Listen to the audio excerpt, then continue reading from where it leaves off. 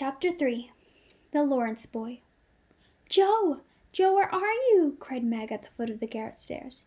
"Here," answered a husky voice from above, and running up, Meg found her sister eating apples and crying over the heir of Redcliffe, wrapped up in a comforter in an old three-legged sofa by the sunny window. This was Joe's favorite refuge, and here she loved to retire with half a dozen russets and a nice book, to enjoy the quiet and the society of a pet rat who lived nearby and didn't mind her a particle. As Meg appeared, Scrabble whisked to hide into his hole. Joe shook the tears off her cheeks and waited to hear the news. "Such fun!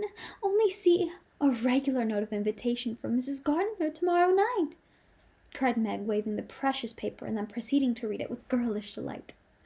"Mrs. Gardiner would be happy to see Miss March and Miss Josephine at a little dance on New Year's Eve. Marmy's willing we should go. Now, what shall we wear?" "What's the use of asking that when you know we shall wear our poplins?" "Because we haven't got anything else," answered Joe with her mouth full. "If only I had silk," sighed Meg. "Mother says I may when I'm 18, perhaps, but 2 years is an everlasting time to wait. I'm sure our pops look like silk and they are nice enough for us. Yours is as good as new, but I forgot the burn and the tear in mine. Whatever shall I do? The burn shows badly and I can't take any out." "You must sit still all you can and keep your back out of sight. The front is all right. I shall have a new ribbon for my hair, and Marmee will lend me her little pearl pin, and my new slippers are lovely, and my gloves will do, though they aren't as nice as I'd like. Mine are spoiled with lemonade, and I can't get any new ones, so I shall have to go without," said Joe, who never troubled herself much about dress. "You must have gloves, or I won't go," cried Meg decidedly. "Gloves are more important than anything else. You can't dance without them, and if you don't, I should be so mortified." "Then I'll stay still. I don't care much for company dancing. It's no fun to go sailing around. I like to fly about and cut capers." "You can ask Mother for new ones. They were so expensive, and you are so careless.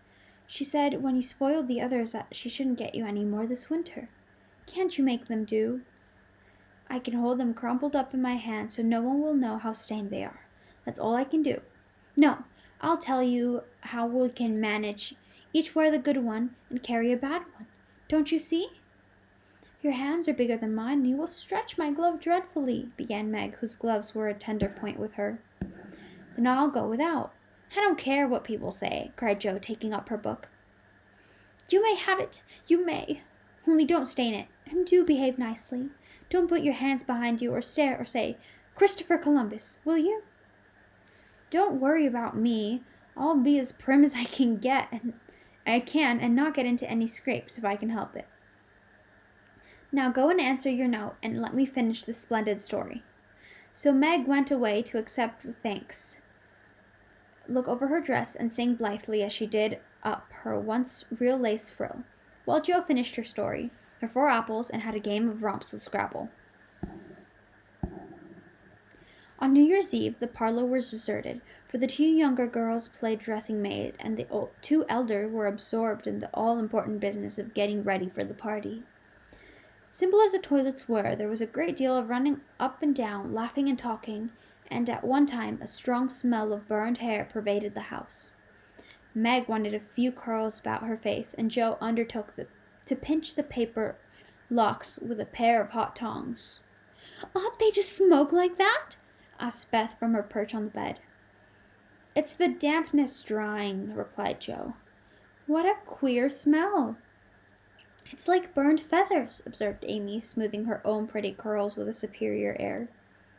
"There, now I'll take off the papers and you'll see a cloud of little ringlets," said Joe, putting down the tongs. She did take off the papers, but no cloud of ringlets appeared, for the hair came with the papers, and the horrified hairdresser laid a row of little scorched bundles on the bureau before her victim. "Oh, oh, oh! What have you done? I'm spoiled. I can't go. My hair, oh, my hair!" wailed Meg, looking with despair at the uneven frizzle on her forehead. Just my luck. You shouldn't have asked me to do it. I always spoil everything. I'm so sorry, but the tongs were too hot, so I've made a mess, groaned poor Jo, regarding the little black pancakes with tears of regret. It isn't spoiled.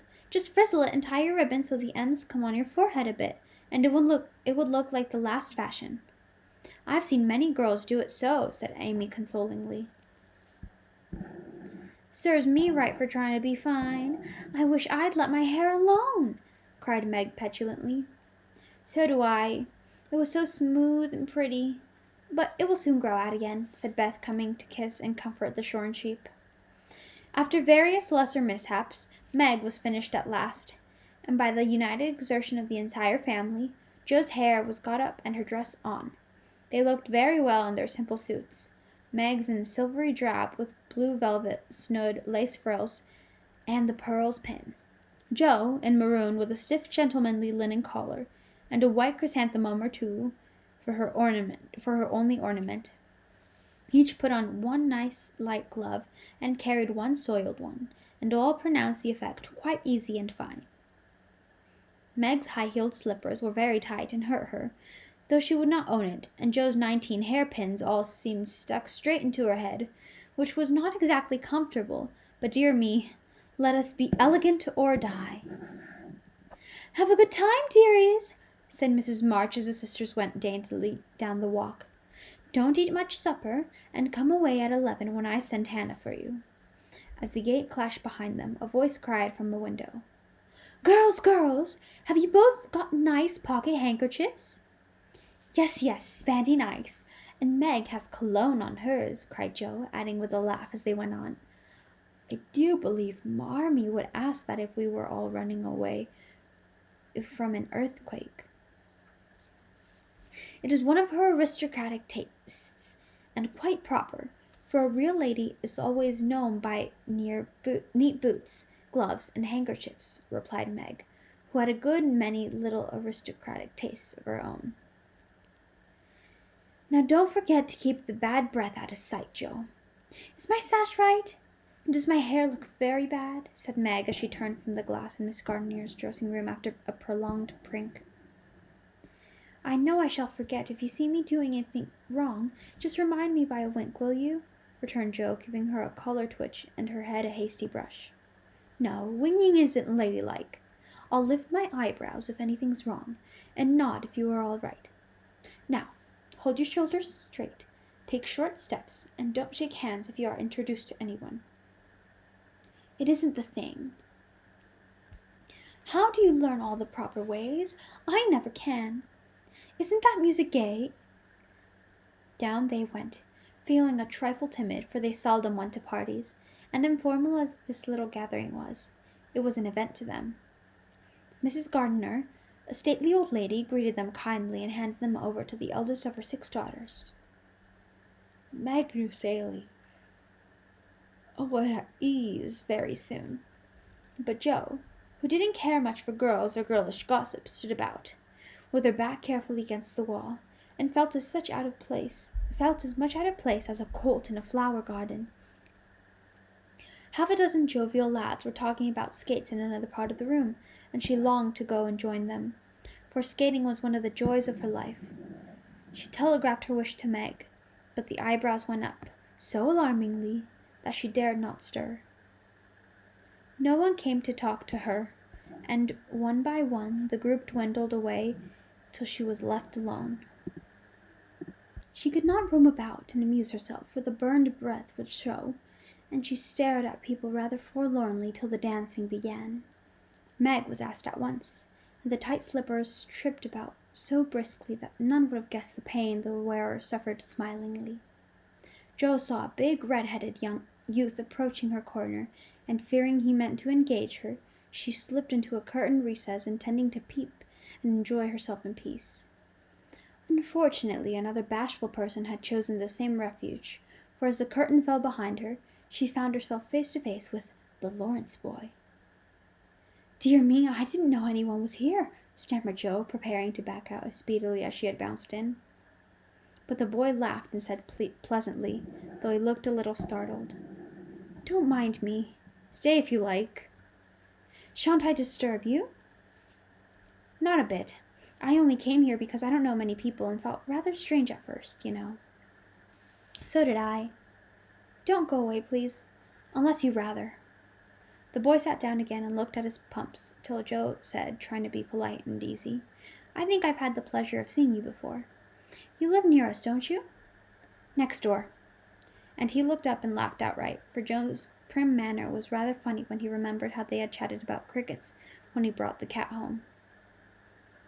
That put Joe at ease, and she laughed too, as she said in her heartiest way, "We did have such a good time over your nice Christmas present.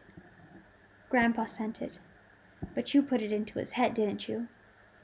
"How's your cat, Miss March?" asked the boy, trying to look sober while his black eyes shone with fun. "Nicely, thank you, Mr. Lawrence. But I am not Miss March. I'm only Joe," returned the young lady. "I'm not Mr. Lawrence. I'm only Laurie." "Laurie Lawrence. What an odd name." "My first name is Theodore, but I don't like it, for the fellows called me Dora, so I made them say Laurie instead." "I hate my name too. So sentimental. I wish everyone would say Joe instead of Josephine. How did you make the boys stop calling you Dora?" "I thrashed them." "I can't thrash Aunt March, so I suppose I shall have to bear it." And Joe resigned herself with a sigh. "Don't you like to dance, Miss Joe?" asked Laurie, looking as if he thought the name suited her. "I like it well enough if there's plenty of room and everyone is lively. In a place like this, I'm sure to upset something, tread on people's toes, or do something dreadful. So I keep out of mischief and let Meg sail about." "Don't you dance?" "Sometimes. You see, I've been abroad a good many years, and haven't been into company enough yet to know how you do things here." "Abroad?" cried Joe. "Oh, tell me about it. I love dearly to hear people describe their travels." Laurie didn't seem to know where to begin, but Joe's eager questions soon set him going, and he told her how he had been at school in Vevey, where the boys never wore hats, and had a fleet of boats on the lake, and for holiday fun went on walking trips about Switzerland with their teachers. "Don't I wish I had been there?" cried Joe. "Did you go to Paris?" "We spent last winter there." "Can you talk French?" "We were not allowed to speak anything else at Vevey." "Do say some. I can read it, but can't pronounce." "Quel nom cette jeune demoiselle en les pantoufles jolies?" "How nicely you do it! Let me see, you said, who was the young lady in the pretty slippers, didn't you?" "Oui, mademoiselle. It's my sister Margaret, and he knew it was. Do you think she is pretty?" "Yes. She makes me think of the German girls. She looks so fresh and quiet, and dances like a lady." Joe quite glowed with pleasure at this boyish praise of her sister, and stored it up to repeat to Meg. Both peeped and criticized and chatted till they felt like old acquaintances. Laurie's bashfulness soon wore off, for Joe's gentlemanly demeanor amused and set him at his ease, and Joe was her merry self again, because her dress was forgotten, and nobody lifted her eyebrows at her. She liked the Lawrence boy better than ever, and took several good looks at him so that she might describe him to the girls, for they had no brothers, very few male cousins, and boys were almost unknown creatures to them. Curly black hair, brown skin, big black eyes, handsome nose, fine teeth, small hands and feet, taller than I am, very polite, for a boy, and altogether jolly. Wonder how old he is?" It was on the tip of Joe's tongue to ask, but she checked herself in time, and with unusual tact tried to find out in a roundabout way. "I suppose you are going to college soon? I see you pegging away at your books. No? I mean, studying hard." And Joe blushed at the dreadful pegging which had escaped her.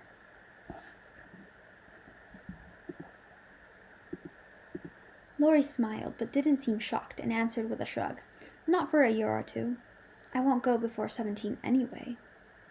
"Aren't you but 15?" asked Joe, looking at the tall lad, whom she had imagined 17 already.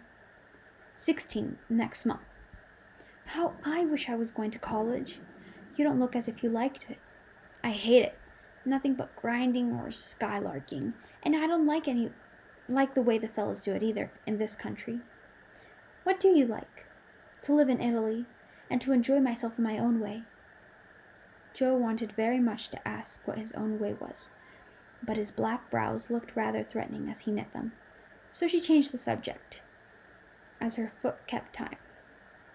That's a splendid polka. Why don't you go and try it? If you will come too, he answered with a gallant little bow. I can't, for I told Meg I wouldn't because... There Joe stopped and looked undecidedly whether to tell or to laugh. Because what? You won't tell? Never.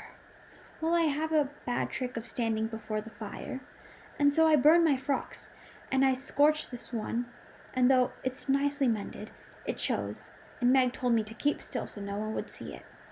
You may laugh if you want to. It's funny, I know. But Laurie didn't laugh. He only looked down a minute, and the expression of his face puzzled Joe when he said very gently, Never mind that. I'll tell you how we can manage. There's a long hall out there, and we can dance grandly and no one will see us. Please come. Joe thanked him and gladly went, wishing she had two neat gloves when she saw the nice pearl-colored ones her partner wore. The hall was empty, and they had a grand polka, for Laurie danced well, and taught her the German step, which delighted Joe, being full of swing and spring. When the music stopped, they sat down on the stairs to get their breath, and Laurie was in the midst of an account of a student festival at Heidelberg when Meg appeared in search of her sister. She beckoned, and Joe reluctantly followed her into a side room, where she found her on a sofa, holding her foot and looking pale. I've sprained my ankle. That stupid high heel turned and gave me a sad wrench. It aches so. I can hardly stand, and I don't know how I'm ever going to get home, she said, rocking to and fro in pain. I knew you'd hurt your feet with those silly shoes. I'm sorry, but I don't see what you can do except get a carriage or stay here all night, answered Joe, softly rubbing her poor ankle as she spoke. I can't have a carriage without its costing ever so much. I dare say. I can't get one at all, for most people come in their own, and it's such a long way to the stable, and no one to send. I'll go. No, indeed. It's past 9 and dark as Egypt. I can't stop here, for the house is full. Sally has some girls staying with her. I'll rest till Hannah comes, and then I'll do the best I can. I'll ask Laurie. He will go, said Joe, looking relieved as the idea occurred to her. Mercy, no. Don't ask or tell anyone. Get me my rubbers and put those slippers with our things. I can't dance any more. But as soon as supper's over, watch for Hannah and tell me the minute she comes. They are going out to supper now. I'll stay with you. I'd rather. No, dear. Run along and bring me some coffee. I'm so tired I can't stir. So Meg reclined with rubbers well hidden, and Joe went blundering away to the dining room, which she found after going to a china closet and opening the door of a room where old Mr. Gardner was taking a little private refreshment. Making a dart at the table, she secured the coffee, which she immediately spilled, thereby making the front of her dress as bad as the back. Oh dear, what a blunderbuss I am, exclaimed Joe, finishing Meg's glove by scrubbing her own gown with it. Can I help you? Said a friendly voice. And there was Laurie, with a full cup in one hand and a plate of ice in the other.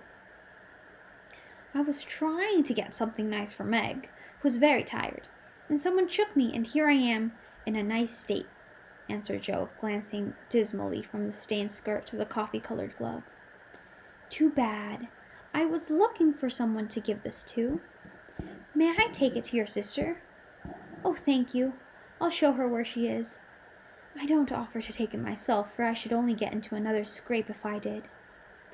Joe led the way, and as if used to waiting on old ladies, Laurie drew up a little table, brought a second installment of coffee and ice for Joe, and was obliging that even particular Meg pronounced him a nice boy. They had a merry time over the bonbons and motos, and were in the midst of a quiet game of buzz, with 2 or 3 other young people who had strayed in, when Hannah appeared. Meg forgot her foot and rose so quickly that she was forced to catch hold of Joe with an exclamation of pain. Hush! Don't say anything, she whispered, addling aloud. It's nothing. I turned my foot a little. That's all. And limped upstairs to put her things on. Hannah scolded, Meg cried, and Jo was at her wits' end till she decided to take things into her own hands. Slipping out, she ran down and, finding a servant, asked if he could get her a carriage. It happens to be a hired waiter who knew nothing about the neighborhood, and Jo was looking round for help when Laurie, who had heard what she said, came up and offered his grandfather's carriage, which had just come for him, he said. It's so early. You can't mean to go yet, began Jo, looking relieved, but hesitating to accept the offer. I always go early. I do, truly. Please let me take you home. It's all on my way, you know, and it rains, they say. That settled it, and telling him of Meg's mishap, Jo gracefully accepted, and rushed up to bring down the rest of the party. Hannah hated rains as much as a cat does, so she made no trouble, and they rolled away in the luxurious closed carriage, feeling very festive and elegant. Laurie went on the box so Meg could keep her foot up, and the girls talked over their party in freedom. I had a capital time. Did you? Asked Jo, rumpling up her hair and making herself comfortable. Yes, till I hurt myself. Sally's friend, Annie Moffat, took a fancy to me and asked me to come and spend a week with her when Sally does. She is going in the spring when the opera comes, and it will be perfectly splendid if Mother only lets me go, answered Meg, cheering up at the thought. I saw you dancing with the red-headed man I ran away from. Was he nice? Oh, very. His hair is auburn, not red, and he was very polite, and I had a delicious redouat with him. He looked like a grasshopper in a fit when he did the new step. Laurie and I couldn't help laughing. Did you hear us? No, but it was very rude. What were you all that time, hidden away there? Jo told her adventures. By the time she had finished, they were at home. With many thanks, they said good night and crept in, hoping to disturb no one. But the instant their door creaked, 2 little nightcaps bobbed up, and 2 sleepy but eager voices cried out, Tell us about the party! Tell us about the party! With what Meg called a great want of manners, Jo had saved some bonbons for the little girls, and they soon subsided after hearing the most thrilling events of the evening. I declare, it really seems like being a fine young lady to come home from the party in a carriage and sit in my dressing gown with a maid to wait on me, said Meg, as Jo bound her foot with arnica and brushed her hair. I don't believe fine young ladies enjoy themselves a bit more than we do, in spite of our burnt hair, old gowns, one glove apiece, and tight slippers that sprain our ankles when we are silly enough to wear them. And I think Jo was quite right.